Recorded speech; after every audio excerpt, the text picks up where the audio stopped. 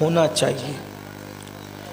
اور یاد رکھیں کہ مرض جتنا خطرناک ہوتا ہے، مرض جتنا خوفناک ہوتا ہے، اس کے علاج کے لیے بھی اتنی ہی زیادہ کوشش کرنا چاہیے، اتنی ہی زیادہ کاوش کرنا چاہیے تاکہ مرض کا خاتمہ ہو سکے۔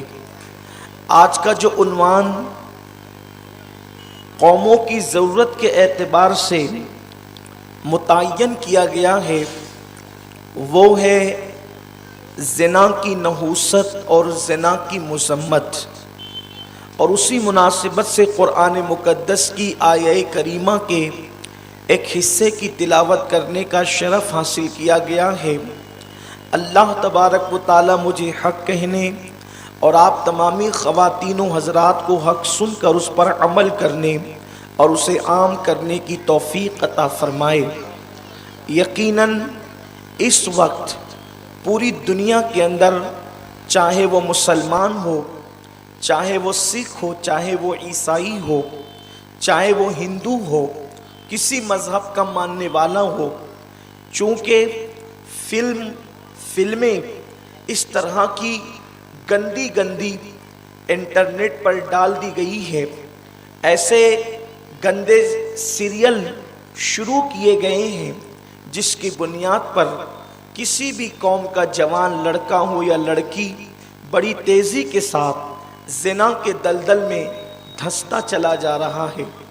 حیرت کی بات تو یہ ہے کہ کوئی مذہب ہو، کسی بھی مذہب کے اندر زنا کو اچھی نگاہ سے دیکھا نہیں جاتا، چاہے وہ مسلمانوں کا اسلام ہو، چاہے ہندوازم ہو، چاہے بدھزم ہو، چاہے سکھوں کا مذہب ہو، چاہے عیسائیوں کا مذہب ہو، چاہے یہودیوں کا مذہب ہو، چاہے پارسیوں کا مذہب ہو، چاہے مجوسیوں کا مذہب ہو، کسی بھی مذہب کے اندر زنا کو اچھی نظر سے نہیں دیکھا جاتا، بلکہ ہر مذہب کی تعلیم یہی ہے اس معاملے کے اندر کہ یہ پاپ ہے اور یہ انسان کو تباہ کرتا ہے، یہ انسان کو برباد کرتا ہے۔ لیکن چونکہ اسلام بڑا پاکیزہ مذہب ہے، اسلام کی بڑی پاکیزہ سوچ بھی دیتا ہے، اسلام بڑی پاکیزہ فکر بھی دیتا ہے، تو اسلام بہت زیادہ اس کی مذمت کرتا ہے اور اسلام نے اس کو بہت زیادہ اجاگر کیا ہے، اس کے نقصانات کو اجاگر کیا ہے۔ اللہ کے حبیب مصطفیٰ کریم رؤوف الرحیم صلی اللہ علیہ وآلہ وسلم پر اللہ تبارک و تعالیٰ نے جو قرآن نازل فرمایا، اس قرآن مقدس کے اندر میرے اللہ نے متعدد مقامات پر زنا کی مذمت بیان فرمائی ہے، زنا کی نحوست بیان فرمائی ہے۔ حدیث مبارکہ میں جگہ جگہ زنا کے حوالے سے مذمت آئی ہے، اور زنا کرنے والوں کو کیا عذاب دیا جائے گا، زنا کرنے والوں کو کتنا دردناک عذاب دیا جائے گا، ابھی آپ انشاءاللہ تبارک و تعالی اللہ کی توفیق سے سنیں گے۔ میں یہ چاہتا ہوں کہ میری مائیں اور بہنیں بھی اور آپ سب بھی یہاں سے لے کے وہاں تک جہاں تک میری آواز جا رہی ہے سب دل کے کانوں سے سنیں، تاکہ اللہ تبارک و تعالی ہم سب کو پاکیزگی عطا کرے، ہماری سوچ کو پاکیزگی عطا کرے، ہماری نگاہوں کو پاکیزگی عطا کرے، ہماری سماعتوں کو پاکیزگی عطا کرے، ہمارے دل کو پاکیزگی عطا کرے۔ میرے پیارے آقا صلی اللہ علیہ وسلم کے پیارے دیوانوں، اللہ تبارک و تعالی قرآن مقدس میں ارشاد فرماتا ہے وَلَا تَقْرَبُوا الزِّنَا إِنَّهُ كَانَ فَاحِشًا وَسَاءَ سَبِيلًا، کہ زنا کے قریب بھی مت جاؤ، یہ بہت فحش چیز ہے، یہ بہت بری چیز ہے، اور یہ انتہائی گندا راستہ ہے۔ میرے پیارے آقا صلی اللہ علیہ وسلم کے پیارے دیوانوں، اندازہ کریں جو چیز بڑی خطرناک ہوتی ہے اس کے قریب جانے سے بھی روکا جاتا ہے۔ مثال کے طور پر کوئی کھمبا پول ہوتا ہے جہاں پر بجلی ہوتی ہے، جہاں جان جانے کا خطرہ ہوتا ہے، تو وہاں پر ہڈیوں کا اور کھوپڑی کا نشان بنا ہوتا ہے، اس کے قریب مت جانا ورنہ جان چلی جائے گی۔ میرے آقا صلی اللہ علیہ وسلم کے پیارے دیوانوں، لیکن انسان اگر ہوشیار ہوتا ہے تو اس سائن کو دیکھ کر، اس علامت کو دیکھ کر اپنے آپ کو بچاتا ہے، اپنے بچوں کو بچاتا ہے، اپنے دوستوں کو بچاتا ہے، اپنے احباب کو بچاتا ہے، اپنے گھر والوں کو بچاتا ہے، اس لیے کہ جس کو جان پیاری ہوگی وہ اپنے آپ کو اس سے بچائے گا، چاہے پول کتنا ہی خوبصورت ہو، چاہے پول کتنا ہی حسین ہو، چاہے پول کتنا ہی جمیل ہو،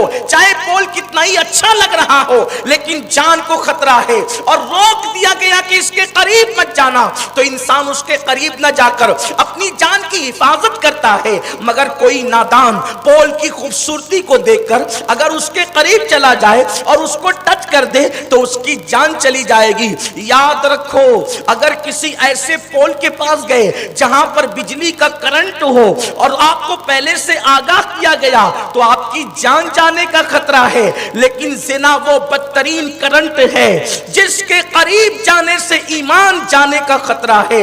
اس لیے کہ اللہ کے حبیب غیب داں نبی صلی اللہ علیہ وآلہ وسلم نے ارشاد فرمایا، میرے اور آپ کے آقا مصطفیٰ جان رحمت صلی اللہ علیہ وآلہ وسلم ارشاد فرماتے ہیں کہ جب کوئی مومن زنا کرتا ہے تو اس وقت اس کے سینے سے ایمان نکل جاتا ہے، جس وقت وہ زنا میں مصروف رہتا ہے اس وقت وہ مومن نہیں ہوتا، اس کے پاس ایمان نہیں ہوتا، ایمان اس کے سینے سے نکل جاتا ہے اور چھتری کی طرح سایہ فگن ہو جاتا ہے، اور جب تک وہ زنا میں مصروف رہتا ہے اس وقت تک اس کا سینہ ایمان سے خالی ہوتا ہے۔ اب مسلمانوں، اے ایمان والوں، اپنی جان سے زیادہ ایمان سے پیار کرنے والوں، اپنی جانوں سے زیادہ اسلام سے پیار کرنے والوں، اپنی جانوں سے زیادہ اللہ کے رسول صلی اللہ علیہ وسلم کی تعلیمات سے پیار کرنے والوں، مجھے بتاؤ، اللہ کے حبیب فرما رہے ہیں کہ جس وقت انسان زنا کرتا ہے اس وقت وہ مومن نہیں ہوتا،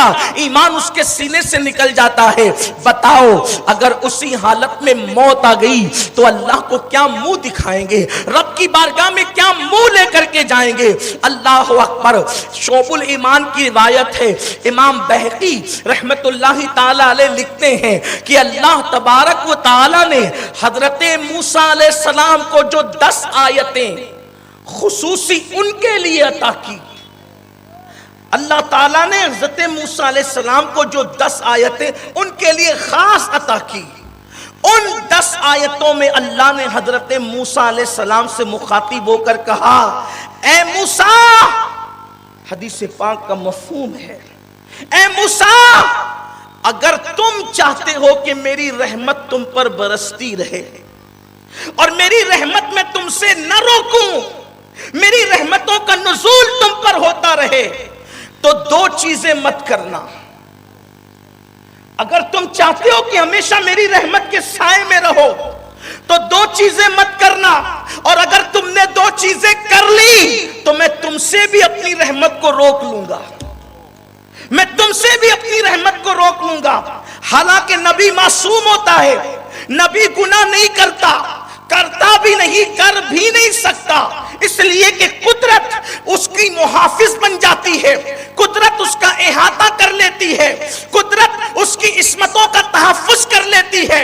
لیکن جناب موسیٰ کو مخاطب کر کے اپنے دوسرے بندوں کو قدرت یہ پیغام دے رہی ہے کہ جب معصوموں سے اس لہجے میں بات ہوتی ہے تو تم اور ہم کس کھیت کی مولی ہے۔ اللہ نے جناب موسیٰ، وہ موسیٰ جو طور پر خدا سے باتیں کرے، وہ موسیٰ جو خدا کے دیدار کا مطالبہ کرنے کی ہمت کرے، وہ موسیٰ جو رب تبارک و تعالیٰ کی بارگاہ سے توریت حاصل کرے، وہ موسیٰ جس کو خدا کلیم بنائے، وہ موسیٰ جو خدا سے پیاری پیاری باتیں کرے۔ حد تو یہ ہے کہ قدرت خود بلا بلا کر باتیں کرے، من جانب طور الایمن وقربناہ نجیہ، اے موسیٰ اکیلے طور کے دائیں طرف آ تاکہ میں تجھ سے پیار کی باتیں کروں۔ اس موسیٰ سے قدرت کہتی ہے علیہ السلام کہ اے موسیٰ، اگر تو نے 2 کام کر لیا تو میری رحمت تجھ سے بھی رک جائے گی، میں اپنی رحمت کو تجھ سے بھی روک لوں گا۔ حضرت موسیٰ نے پوچھا، اللہ وہ کیا ہے؟ فرمایا، اگر تو زنا کرے اور چوری کرے تو میں تجھ سے بھی اپنی رحمت کو روک لوں گا۔ حالانکہ نبی یہ کام نہیں کر سکتے، اس کام کا تصور بھی نہیں کر سکتے، مگر موسیٰ کو مخاطب کر کے، حضرت موسیٰ علیہ السلام کو مخاطب کر کے اپنے بندوں کو پیغام دے رہا ہے کہ رحمت को रोक लूंगा।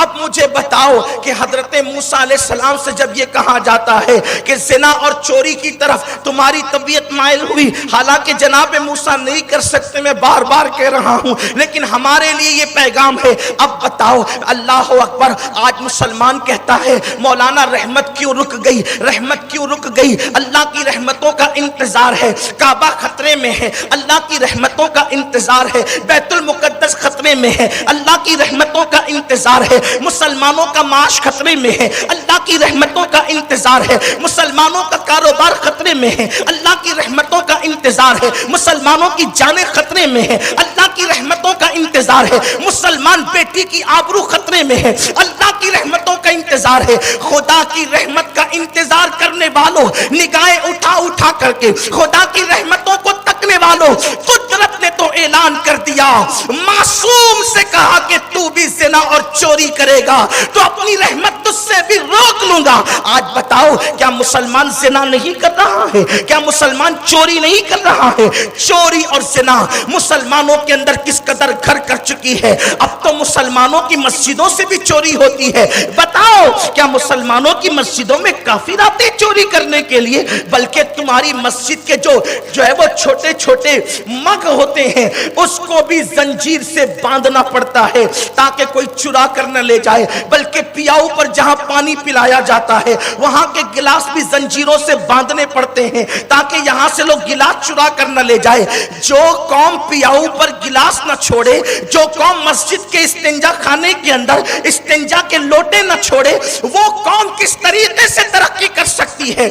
मुसलमानों, एक तुम ही थे। अल्लाह अकबर। चोरी तो दूर की बात है, अगर किसी की गिरी हुई चीज कीमती देख लेते थे तो उसको उठाते नहीं थे, इस तसव्वुर के साथ अगर मैं इसको गिरी पड़ी चीज को उठा लूंगा और इस तक पहुंचाऊंगा नहीं, उस बंदे तक पहुंचाऊंगा नहीं, तो क़यामत के दिन अल्लाह की बारगाह में मुंह क्या दिखाऊंगा। वैसे भी इस्लाम का ये कानून है कि गिरी पड़ी चीज को उठाया न जाए बल्कि उसको वहीं पर पड़े रहने दिया जाए। वजह यह है कि जो चीज वहीं पड़ी रहेगी वो ढूंढते ढूंढते आएगा तो उसको उठा लेगा। यहां तो हाल ये है, ऐसी गंदी नीयत हो गई आज के मुसलमानों की कि अल्लाह अकबर, गिरी पड़ी चीज तो अपनी जगह है। बहुत ज्यादा मजहबी लोगों को भी देखा जाता है कि उनकी निगाहें तिरछी टेढ़ी होती है कि कोई चीज उठा लूं। बल्कि आजकल तो माँ अगर 1 रुपए का सिक्का जमीन पे पड़ा हुआ देखती है तो कान में बच्चे से कहती है उठा ले। मेरे आका सल्लल्लाहु अलैहि वसल्लम के गुलामों, ये 1 रुपये का सिक्का कीमती न था, लेकिन माँ ने 1 रुपये का सिक्का उस बच्चे को दिखा करके कहा उठा ले। गोया कि अपने बच्चे को चोर बनाने का पहला रास्ता दिखा दिया। मेरे आका सल्लल्लाहु अलैहि वसल्लम के दीवानों, आपसे पूछना चाहता हूं, हम क्या थे और क्या हो गए? मुझे एक बहुत प्यारा सा वाकया याद आता है जो मेरे कायद, मेरे अमीर ने मुझे बताया था। वाकया यूं है कि दिल्ली की जामा मस्जिद में एक अंग्रेज जो है, दिल्ली की जामा मस्जिद के अंदर एक अंग्रेज, देखो हमारा किरदार क्या था, मुसलमानों का कैरेक्टर क्या था। एक अंग्रेज जो है दिल्ली की जामा मस्जिद देखने के लिए आया और जब वो आया तो क्या देखा, एक कटे हुए पैर वाला इंसान, एक कटे हुए पैर वाला इंसान जो है वहां दिल्ली की जामा मस्जिद के दरवाजे पे भीख मांग रहा है। अल्लाह अकबर। उस अंग्रेज ने जो है उस कटे हुए इंसान को भीख देने के लिए अपनी जेब से अपना बटवा निकाला और बटवा निकालकर उसको भीख दी और पीछे की जेब में उसने जैसे ही बटवा डाला तो उसकी तवज्जो न गई और उसने वो बटवा पीछे डालने की बजाय उसके हाथ से छूट गया। उसको ऐसा लगा कि बटवा जो है वो जेब में चला गया, लेकिन बटवा जमीन पर गिरा और वो आगे निकल करके चला गया। उस फकीर को ये पता चला कि जो अंग्रेज ने मुझे भीख दी थी उसी का ये बटवा जमीन पे गिरा है। उसने सोचा, अब अंग्रेज तो मुसाफिर था इसलिए कि वो तो सैरो तफरी के लिए आया था। उस फकीर ने ये सोचा अब इसको कोई दूसरा उठाकर खयानत न करे, इसलिए उसने उसको उठा करके अपने पास रखा और रोजाना वो बटवा साथ में लाता, उसको खोल करके भी नहीं देखा। फकीर था लेकिन दिल का मालदार था, फकीर था, बेइज्जत دنیا سمجھ رہی تھی، لیکن دل کا عزت دار تھا۔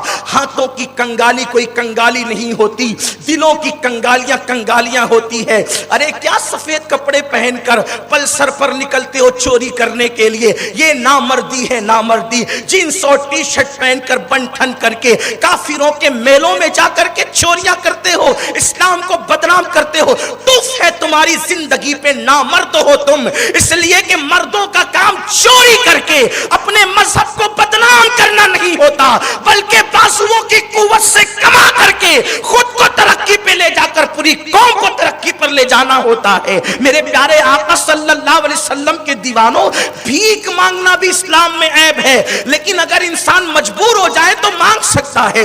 پیر کٹے ہوئے بندہ بھیک مانگ سکتا تھا، روزانہ بٹوا لاتا ہے، آنے والوں کو غور سے دیکھتا ہے، روزانہ بٹوا لاتا ہے، آنے والے کو غور سے دیکھتا ہے۔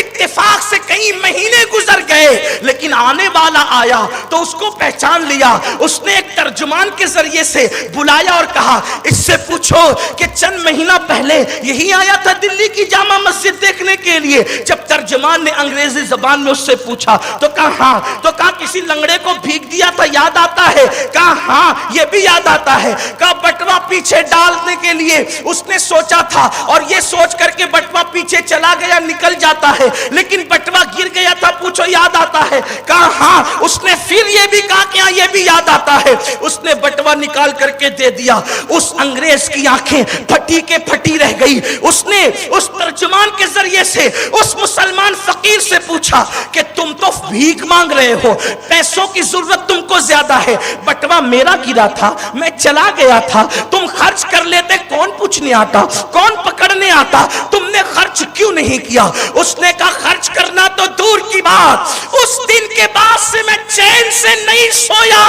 بستر پہ کروٹیں بدلتا تھا اور دعا کرتا تھا اللہ جلدی سے اس انگریز کو بھیج دے تاکہ میں اس کی امانت اس تک پہنچا دوں، اس کی امانت اس تک پہنچا دوں، کیونکہ میرے نبی کا فرمان ہے کہ جہاں امانت نہیں ہے وہاں ایمان نہیں ہے۔ تو میں امانت پہنچانے کے لیے دعا کرتا تھا۔ اب آپ اپنی امانت لے لیے جاؤ، کہا تم خرچ کر سکتے تھے کیوں نہ کیا؟ کیا پیاری جواب دی، کیا پیارا جواب دیا اس لنگڑے نے۔ پیر والے اس پہ قربان، تخت والے اس پہ قربان، تاج والے اس پہ قربان۔ اس نے کیا جواب دیا جانتے ہیں؟ کہا دیکھو میں نے آپ کا بٹوا اٹھایا، میں نے آپ کا بٹوا اٹھایا، آپ نے نہیں دیکھا، میرے اللہ نے دیکھا، میرے رسول نے دیکھا، اور آپ کے رسول حضرت عیسیٰ نے بھی دیکھا، کیونکہ تمہارا نبی بھی زندہ، میرا نبی بھی زندہ، کیونکہ جن کا ایمان زندہ ہوتا ہے ان کا عقیدہ بھی یہی ہوتا ہے کہ نبی نبی نبی، کیونکہ کلمہ کہتا ہے لا الہ الا اللہ محمد اللہ کے سوا کوئی معبود نہیں، اور محمد اللہ کے رسول ہیں، اللہ کے رسول ہیں۔ دادا مر گئے تو کیا کہتے ہیں؟ دادا ہیں، کیا تھے؟ مر گئے تو تھے، زندہ ہیں تو ہیں۔ اور پھر چلے دادا زندہ ہیں لیکن مالیگاؤں میں نہیں، گھر یا جلسے میں نہیں، گھر پہ بیٹھے تھے، کیا بولے؟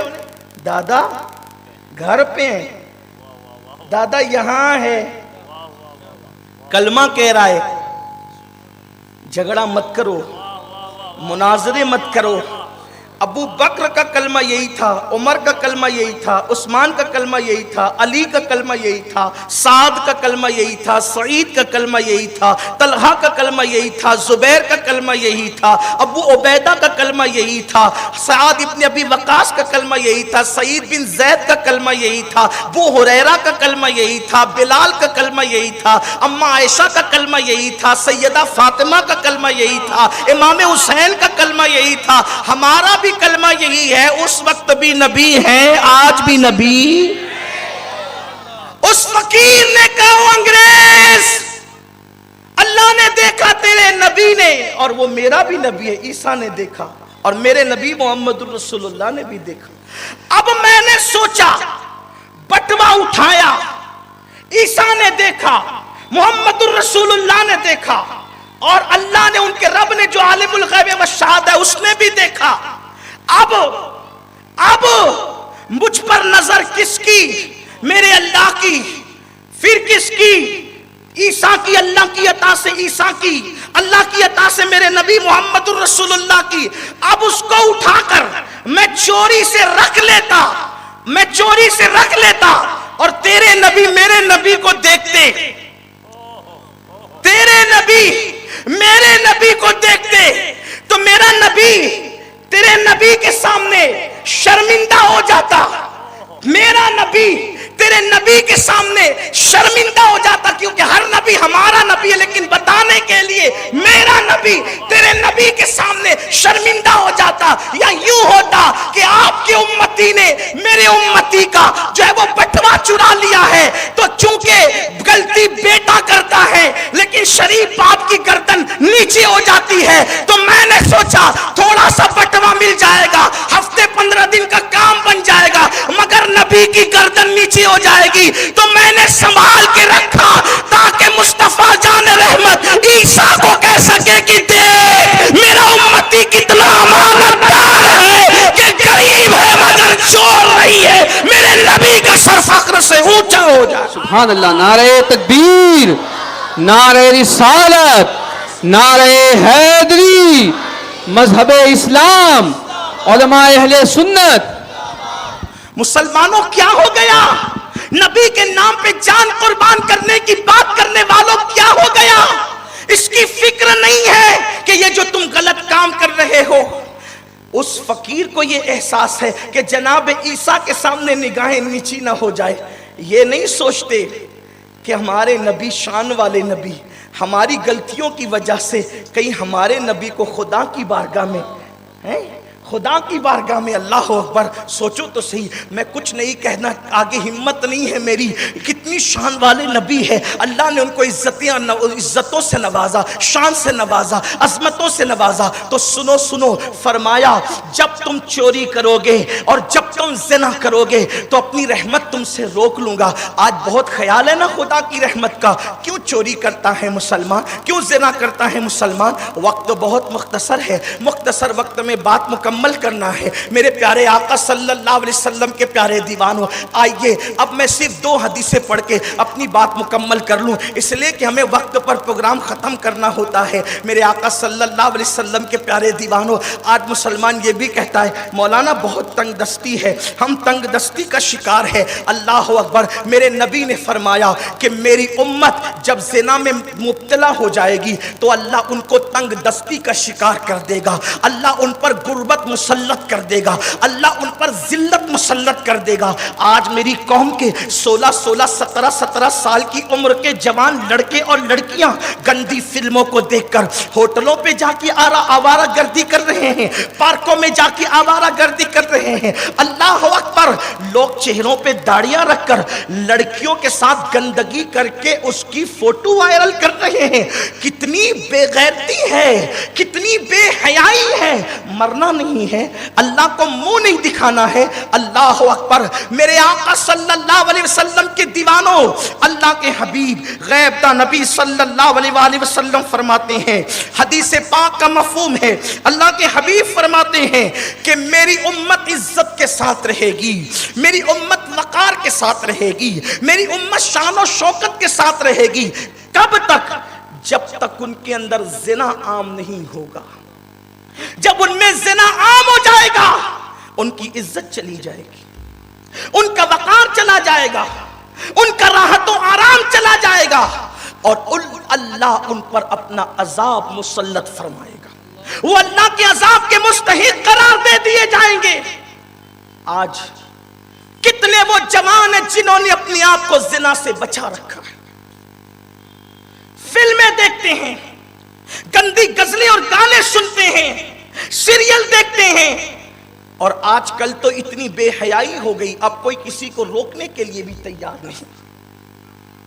اللہ کے رسول صلی اللہ علیہ وسلم نے جوانوں سے مخاطب ہو کر کہا تھا، اے نوجوانان اسلام، جس جوان نے اپنی جوانی میں اپنے آپ کو زنا سے بچا لیا میں اس کو جنت کی بشارت دیتا ہوں۔ تم اپنے آپ کو جوانی میں زنا سے بچا لو، اللہ کے رسول نے جنت کی بشارت دی۔ آج کل لڑکا لڑکی کی دوستی عام ہو گئی، اس کو عیب نہیں سمجھا جاتا. فون پر گفتگو، واٹس ایپ کی چیٹنگ اور چیٹنگ، فیس بک پر گفتگو، سمجھو تو صحیح یہ تم اچھا نہیں کر رہے ہو. اس لیے کہ جوانی میں پاپ کرنا اچھا لگتا ہے، لیکن اللہ رب العزت نے ارشاد فرمایا جو جوانی کو گناہ کے اندر گزار دے گا ہم اس پر ذلت اور غربت مسلط کر دیں. جب جوانی ڈھلتی ہے نا تو پاپ کی وجہ سے پھر تم پہ غربت آتی ہے، مسلط آتی، کھانے کو محتاج ہو جاتا ہے انسان. اللہ کے رسول فرماتے ہیں زانیوں پہ 3 عذاب آتے ہیں. ایک تو ان کے چہرے کا نور چھینا جاتا ہے، دوسرا ان کی روزی کی برکت چھینی جاتی ہے، تیسرا اللہ تعالیٰ ان کی عمر کو کم کر دیتا ہے، اور ایک مقام پہ فرمایا ان کی عزت گھٹا دی جاتی ہے. تو میں جو 2 حدیثیں پڑھنے چلا تھا، خدا کے لیے یہ جرم مت کرو. مجھے نہیں معلوم کہ میری قوم مجھے بخشے گی یا گالیاں دے گی، لیکن ایک بات میں ضرور کہوں گا، اگر زنا سے بچنے کے لیے اگر یہی صورتحال ہے کہ ایک شادی پر یا ایک بیوی پر تم کو سیرابی نہیں ہوتی اور اطمینان نہیں ہوتا تو زنا مت کرو. اسلام نے راستہ بتا دیا کہ ایک پر سیرابی نہیں ہے تو دوسری کر لو، اچھے سے تیسری کر لو، چوتھی کر لو. یہ جو 100 کارڈ متقی بنے ہو نا، دکھاوے کے متقی، کوئی دوسری بیوی کرتا ہے تو پورا گھر مخالفت کرتا ہے، اور زنا کر کے پکڑاتا ہے تو پورا گھر اس کو بچانے کی کوشش کرتا ہے. زنا کرنے والے کی تائید کر رہے ہو، نکاح کرنے والوں کو اتنا اچھوت جانتے ہو کہ اس کو گھر سے باہر نکال دیتے ہو. اسلام نے یہ راستہ اسی لیے بتایا تھا کہ ہر ایک کی بھوک ایک روٹی میں نہیں ختم ہو سکتی. تو اسلام کہتا ہے ایک روٹی میں تیرا پیٹ نہیں بھرتا تو چرا کے مت کھا، دوسری روٹی حلال طریقے سے کھا سب کے سامنے، تیسری کھا، چوتھی کھا. لیکن اگر 4 کی بھوک ہے، ایک ہی پہ صبر کرے گا تو اجر پائے گا. صبر کر سکتا ہے تو صبر کر، روزے رکھ کر کے ظاہر کر سکتا ہے اپنی طاقت تو روزے رکھ کر کے اپنے نفس کو مار. اور اگر اس پر یہ تجھے خوف ہے کہ اس سے نہیں معاملہ حل ہوگا، اتنا غلبہ ہے طاقت اور قوت کا اور خواہشات کا کہ زنا میں مبتلا ہوگا، تو زنا کی بجائے شرافت سے دوسری اور تیسری اچھے راستے سے کر لو. اور اپنی ماں اور بہنوں سے کہتا ہوں اگر آپ کے شوہر کو ایک پر اطمینان نہیں ہوتا تو آپ خوشی سے دوسری تیسری کی اجازت دو. اس سے بہتر ہے کہ تمہارا شوہر زانی کہلائے، تم فخر سے کہہ سکتی ہو میرا شوہر دوسری بیوی کا شوہر ہے لیکن الحمدللہ وہ زانی نہیں ہے. بچوں سے کہتا ہوں اپنے باپ کو مشورہ دو کہ ایک پر اطمینان نہیں تو ابا دوسری خود کر لیں، تاکہ تم فخر سے کہہ سکو میرے باپ کی 2 بیویاں مگر میرا باپ زانی نہیں ہے.